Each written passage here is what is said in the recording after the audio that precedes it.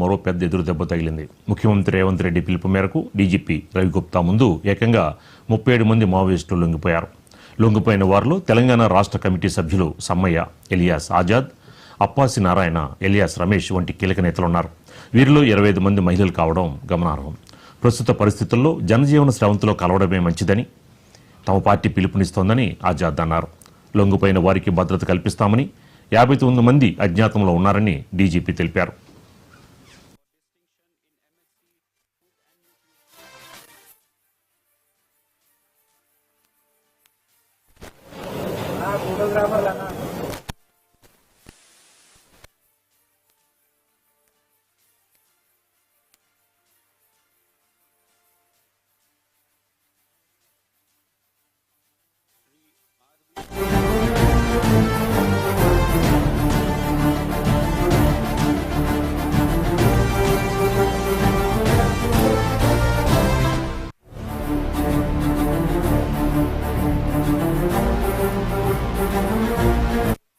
Party member Hidma party member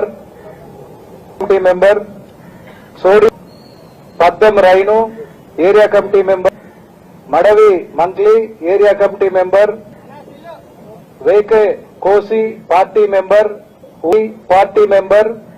Uike Ratna party Lali party member Korsa Lakshmi party member Mad area committee member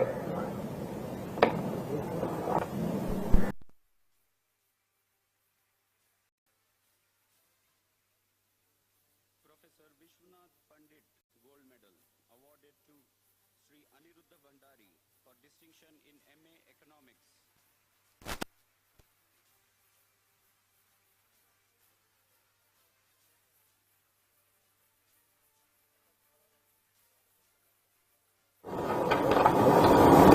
And Mukhya Kiswanda has been underground for the past more than 20 years. This is what it is.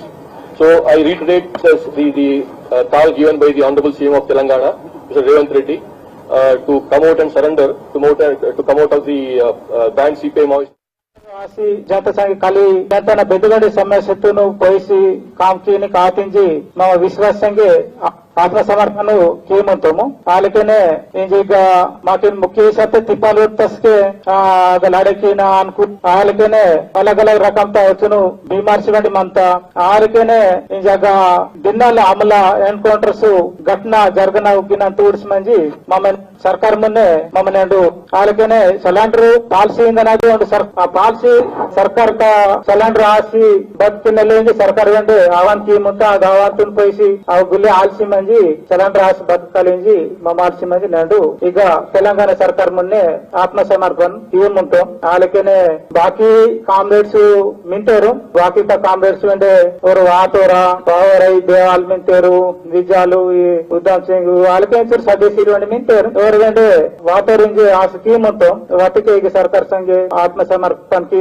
जनता संघ खाली कालके जनता लोप मंदना बेदे समस्या पैस मंजी नेंडु जनता की उपयोग लेखता काम किए कालेंजी मम आह्वान की मुंतो इदी नन्न वेतन चौबीतोरकी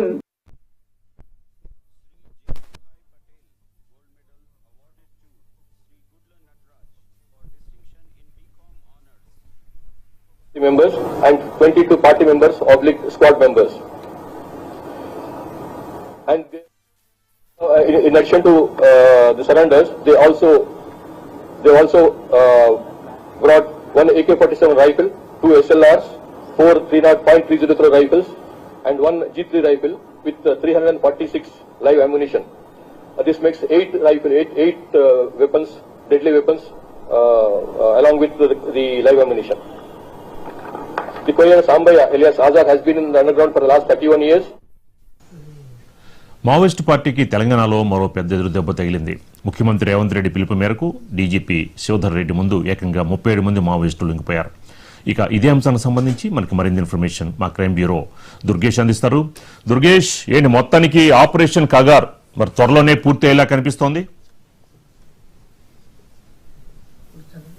ఖచ్చితంగా అంటే సెంట్రల్ గవర్నమెంట్ తీసుకొచ్చినటువంటి కగార్ 2026 ఏదైతే ఉన్నదో దానికి తోడు తెలంగాణ రాష్ట్ర ముఖ్యమంత్రి కూడా ప్రకటన చేసిన నేపథ్యంలో అందరూ కూడా మావోయిస్టులందరికీ కూడా ఒక పిలుపునివ్వడం జరిగింది. ఈ అజ్ఞాతంలో ఉన్న వారందరూ కూడా విడిచి ఆయుధాలు విడిచి జనజీవన స్రవంతిలోకి కలవండి, మీకు అన్ని విధాలుగా ఆదుకుంటాం, అన్ని కూడా మీకు జీవనోపాధి కల్పిస్తామని పిలుపు ఇచ్చినటువంటి నేపథ్యంలో కూడా ఈ రోజు చూసుకున్నట్టయితే 37 మంది మావోయిస్టులు దీంట్లో సెంట్రల్ కమిటీ కానివ్వండి, డిస్ట్రిక్ట్ కమిటీ కానివ్వండి, లోకల్ కానీ ఎవరైతే ఉన్నారో మండల కమిటీ వీరందరూ కూడా దాదాపుగా 37 మంది ఇవాళ తెలంగాణ రాష్ట్ర డీజీపీ శివధర్ రెడ్డి ముందు లొంగిపోయినటువంటి పరిస్థితి. ఇంకా తెలంగాణ రాష్ట్రంలో ఇంకా 59 మంది అజ్ఞాతంలో ఉన్నట్టు కూడా చెప్తున్నటువంటి పరిస్థితి. ఈ 59 మందిలో ఇంకా దాంట్లో సెంట్రల్ కమిటీ కానివ్వండి, స్టేట్ కమిటీలు ఎవరైతే ఉన్నారో వాళ్ళందరూ కూడా ఇంకా లొంగిపోవాల్సిన వారు ఉన్నారని కూడా చెప్పుకోవచ్చు. ఇప్పుడు ఆల్రెడీ ఇవాళ మావోయిస్టులు లొంగిపోయిన మావోయిస్టులు మాట్లాడుతూ కేవలము అక్కడ ఉన్నటువంటి ఏదైతే తెలంగాణ రాష్ట్రంలో కానివ్వండి, ఒడిశా కానివ్వండి, ఏపీ కానీ ఇక సెంట్రల్ గవర్నమెంట్ అగారో ఆపరేషన్ ఏదైతే జరుగుతుందో దాంట్లో ఉన్నటువంటి హై టెక్నాలజీ కానివ్వండి, పోలీసులు కుంబింగులు చేస్తున్న నేపథ్యంలో కొని అక్కడ ఉండడానికి వీలు లేకపోవడంతో కానివ్వండి, అక్కడ ఉన్నటువంటి మావోయిస్టులు సంయుక్తంగా లేకపోవడం కానివ్వండి, ఏదైతేనేమివ్వండి అనారోగ్య సమస్యలు కానివ్వండి, కొన్ని సమస్యలతో కూడా లొంగిపోవాల్సిన పరిస్థితి ఎదురవుతున్నదని కూడా చెప్పిన పరిస్థితి. ఇప్పుడు ఆల్రెడీ లొంగిపోయిన వారు కూడా అజ్ఞాతంలో ఉన్న వారందరినీ కూడా అజ్ఞాతం విడిచి జనజీవన స్రవంతిలోకి రండి అని కూడా లొంగిపోయినటువంటి మావోయిస్టులు కూడా చెప్తున్నటువంటి పరిస్థితి మనం విన్నాము. కనుక ఇటువంటి మావోయిస్టులు లొంగిపోయిన వారు ఎవరైతే ఉన్నారో వాళ్ళకు కూడా 25,000 రూపాయలు కూడా కొంతమందికి ఉంది, కొంతమందికి 25 లక్షల రివార్డు కూడా ప్రకటించిన వారికి కూడా వాళ్ళకు కూడా 25 లక్షల రివార్డు కూడా ప్రకటించినటువంటి వారికి కూడా ఇవ్వడం జరిగింది. ఇదంతా కనుక చూస్తే ఆ కగార్ ఆపరేషన్ పూర్తి స్థాయిలో కూడా విజయం సాధిస్తుందని కూడా చెప్పుకోవచ్చు. ఎందుకంటే ఆల్రెడీ గతంలో చూసినట్టయితే హిడ్మాతో పాటు కానివ్వండి, గతంలో జరిగినటువంటి ఎన్కౌంటర్లో అయితే ఇవ్వండి, ఇప్పటివరకు జరిగినట్టు ఎన్కౌంటర్లు అన్ని కనుక చూస్తే కగార్ 2026 ఆపరేషన్ అది కూడా సక్సెస్ గా అవుతుందని కూడా చెప్పుకోవాలి. ఎందుకంటే ఆల్రెడీ అంతలోపడే మొత్తం ఎదురు దెబ్బ పడుతున్నటువంటి మావోయిస్టులకు కూడా భారీ ఎదురు దెబ్బలు తగులుతాయి. ఇప్పుడు ఆల్రెడీ మనం ఏపీ జరిగినట్టు ఎన్కౌంటర్ కానివ్వండి, ఇప్పుడు లొంగిపోయినటువంటి పరిస్థితి కానివ్వండి, ఇవన్నీ కనుక చూస్తే మొత్తము ఇక మావోయిస్టుల పార్టీ అనేది కూడా కనుమరుగయ్యే పరిస్థితి కనిపిస్తుందని కూడా స్పష్టంగా పోలీసులే చెప్తున్నటువంటి పరిస్థితి. ఎందుకంటే ఆల్రెడీ మావోయిస్టులు ఇంకా అజ్ఞాతంలో ఉన్న తెలంగాణ రాష్ట్రం వాళ్ళు కూడా ఉన్నారు, ఏఓసి బార్డర్ వాళ్ళు ఉన్నారు, ఇవందరూ ఎవరైతే మొత్తం ఇంకా తెలంగాణ రాష్ట్రం సంబంధించి 59 మంది మావోయిస్ట్ కమిటీ ఎవరైతే ఉన్నారో వీళ్ళందరూ కూడా లొంగిపోతే మొత్తం మీద ఒక ఉద్యమం అనేది కూడా ఆగిపోతుందని కూడా పోలీసులు భావిస్తున్న పరిస్థితి కనిపిస్తున్నది. ఏది ఏమైనా కానీ ఈ రోజు లొంగిపోయినటువంటిది భారీ మొత్తం మీద లొంగిపోయిందని కూడా చెప్పుకోవచ్చు సీతారామరావు. ఎందుకంటే ఆల్రెడీ గతం నుంచి ఇప్పుడు చూసినట్టయితే గతంలో కూడా మావోయిస్టు పార్టీని రూపుమాపేందుకే కగార్ అనే ప్రోగ్రామ్ ఏదైతే పట్టుకొచ్చారో దాని నుంచి కూడా చూస్తే మొత్తం భారీ కుంబింగ్ చేసినటువంటి పరిస్థితి. పోలీసులు ప్రభుత్వం దగ్గర ఉన్నటువంటి హై టెక్నాలజీ దగ్గర ఉన్నటువంటి నేపథ్యంలో ఇదంతా ఆపరేషన్ జరుగుతుందని కూడా చెప్పుకోవచ్చు. ఎందుకంటే మావోయిస్టు దగ్గర ఉన్నటువంటి తుపాకులు కానివ్వండి, వాళ్ళ దగ్గర ఉన్న టెక్నాలజీ లేకపోవడము, గతంలో టెక్నాలజీ లేకపోవడంతో మావోయిస్టు ప్రభావం ఉన్న ప్రాంతాలు రిమోట్ ఏరియాలు అవుతున్నాయో బాగా విజృంభించినటువంటి పరిస్థితి మనం గతంలో చూసామన్నమాట. ఎక్కడ పడితే అక్కడ వీళ్ళు ఆపరేషన్స్ చేసే సక్సెస్ అయినటువంటి పరిస్థితి మనం చూసాం అప్పుడు. కానీ ఇప్పుడు ఆల్రెడీ సెంట్రల్ గవర్నమెంట్ లో ఉన్నటువంటి ప్రభుత్వంలో ఉన్నటువంటి టెక్నాలజీ కానివ్వండి, వీళ్ళ దగ్గర ఆపరేషన్ టీమ్స్ ఏదైతున్నాయో పకడ్బందీగా చేస్తున్నటువంటి నేపథ్యంలోనే వాళ్ళకి ఎక్కడ స్థావరాలు లేకుండా అయిపోయినటువంటి పరిస్థితి మనం చూడవచ్చు. ఎందుకంటే వీళ్ళు వాడుతున్నటువంటి టెక్నాలజీ ఆ విధంగా ఉంది. కగార్ ఆపరేషన్ వాడుతున్నట్టు టెక్నాలజీ మాత్రం హై టెక్నాలజీ ద్వారా ఇవ్వాలి. ఎక్కడ ఏ మూలకున్నా వాళ్ళని పసిగట్టేటువంటి హై టెక్నాలజీ ఉంటుంది. డ్రోన్లు కానివ్వండి, వాళ్ళ దగ్గర సిగ్నల్సింగ్ పట్టుకోవడం కానీ,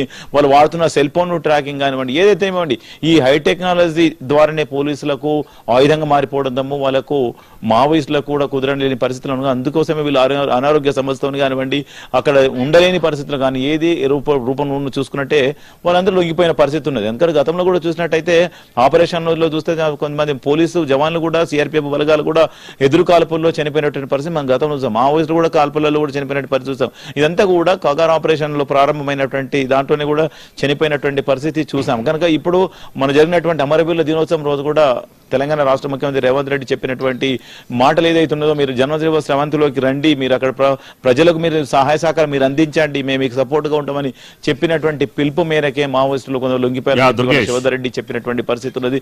ఈ ఆపరేషన్ కగార్ కానివ్వండి. దుర్గేష్, అంటే ఇప్పుడు లొంగిపోయిన మావోయిస్టులకి ప్రభుత్వం ఎలాంటి ప్రోత్సాహకాలు ఇవ్వబోతోందంటారు? ఖచ్చితంగా తెలంగాణ రాష్ట్ర ప్రభుత్వం అలాంటి ప్రస్తుతానికి 25,000 రూపాయలు ఇచ్చి పంపించినటువంటి పరిస్థితి ఉంది. మరి వాళ్ళకి ఏ విధంగా జీవనోపాధి ఏ విధంగా కల్పిస్తారో మరి ప్రభుత్వ అధికారులతో మాట్లాడి చర్చించి చెప్తామని చెప్పిన పరిస్థితి. ఎందుకంటే ఆల్రెడీ వీళ్ళు జనజీవన స్రవంతిలోకి రండి, మీకు జీవనోపాధి కల్పిస్తాము, మీకు అన్ని విధాలు ఆదుకుంటాము, మీకు ఏ సమస్యలు వచ్చి మేము చూసుకుంటాము, ఎటువంటి పోలీసుల సైడ్ నుంచి కూడా బెదిరింపులు కానివ్వండి, ఒత్తిళ్లు కానివ్వండి, ఇబ్బందులకు గురి కాకుండా చూస్తామని చెప్పినట్టు పరిస్థితి. ఇంకా జనజీవన స్రవంతిలో రాకుండా అజ్ఞాతంలో వారికి కూడా ఒక మీడియా ద్వారా కానీ, లేకుంటే రాజకీయ నాయకులతో కానివ్వండి, లేకుంటే అధికారులతో కానీ ఎవరితోనైనా ఒక మధ్యవర్తిత్వం వహించి మీరు కూడా లొంగిపోండి అని చెప్పేసి ఒక పిలుపుని ఇచ్చినటువంటి పరిస్థితి మనం ఇవాళ చూసాం. ఎవరైతే వీళ్ళు లొంగిపోయారో వాళ్ళకు కూడా అన్ని విధాలుగా ఆదుకుంటామని ప్రభుత్వం చెప్తాం. మరి ఏ విధంగా ఆదుకుంటామని త్వరలో చూడాల్సిన పరిస్థితి ఉంటుంది. మరి రైట్, థ్యాంక్ యూ దుర్గేష్.